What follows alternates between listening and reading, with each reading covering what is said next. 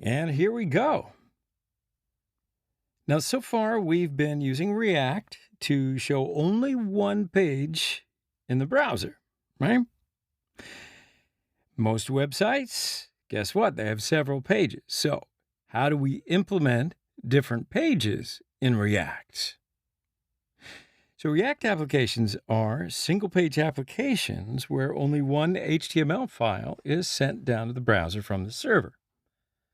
So what happens when we do want to see different pages, like a home page and an about page or a contact page and all that stuff?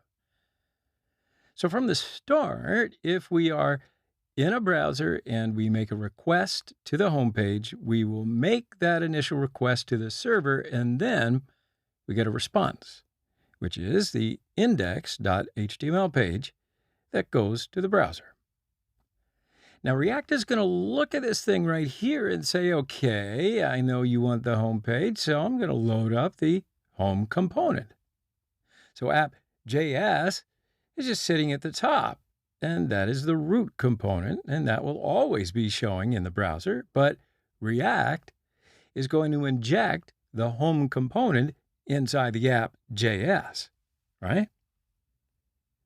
So we see that home component when we go to /home. And this is what the React routers are doing. Okay. Now, how do we make the next request inside this component? For instance, we have a nav bar in our app and we want to click a link on it and then go to an about page. How does that work? All right, let's have a look. We make that request, but it doesn't go to the server.